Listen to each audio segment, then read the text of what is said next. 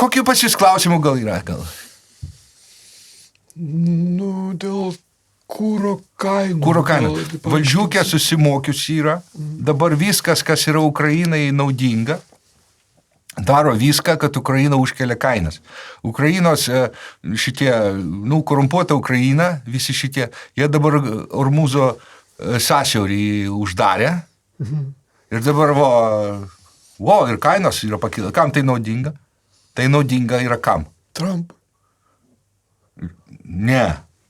Tai naudinga yra... Sąsiauriui. Sąsiauriui, taip. Ne, tai naudinga yra Zelenskiui, kad jis yra toksai, suprantat? Ir jisai ten Arbūzo sąsiaurį, jie tenai, ukrainiečiai jau jie tenai ir laivus skandina, ir dronai, viską. Zelenskis, matot, žydauja kaip. Šitą aš skaičiau ir pas Janutinę, ir pas Kliviečką, man atrodo, irgi tokias gerbiamas žurnalistas Račas irgi tokius dalinasi tokiais resursais.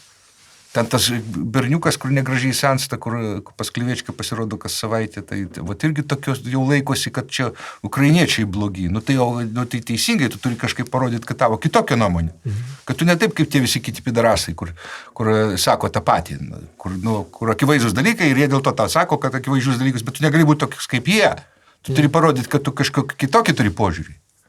Tu ten kas nors Facebook'e parašo, ką nors ten kažką, ekonomika, Ukraina, tai tu ten turi būtinai ateiti, nes tu esi kontrarianas, tu teisus tada. Gaunasi, kad tu įgauni šitą gaininį groundą, aukštesnį ranką, kad tu atrodai tarp tų visų vienodų banalybę šnekančių durnių, kurie sako, kad Ukraina turi laimėti.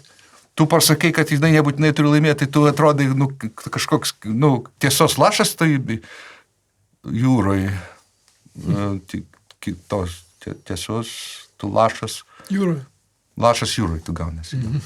Ir tada tu toks, kitoks, reiškia, ne, gaininį groundą. Tu gali atidaryk savo kanalą, pas tai ateis tokie, kur tavęs reikia tokios nuomonės, kad čia viskas, ir iliuminatoriai, kur viską vagia, ir kad žemė yra neapvalaina visai.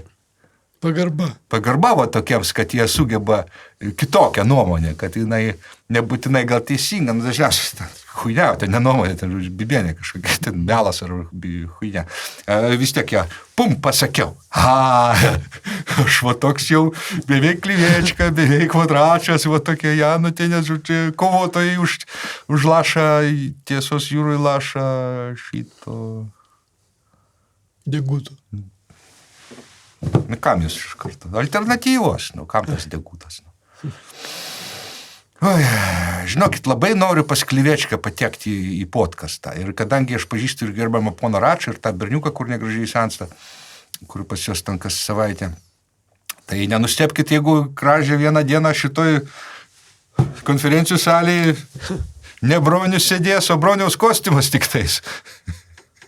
O ta mergaitė tai jau sušaudė, kurį man leisdavo šitą salę naudoti. Jau jos jau nėra, nes jinai neatsako telefonas. Tai ją kaip ir mergaitė Kauno, tai kaip kėdytė, tai aiškiai yra sušaudyta, užkasta, jos kūnelis kažkur jau uždropstytas, kaip virš jūros, kaip Big Lebowski per filmą buvo.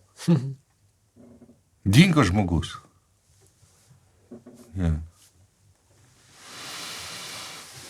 Ir manęs neleidžia man šnekėti iš viso. Aš tik atidarau burną, iškart man neleidžia šnekėti.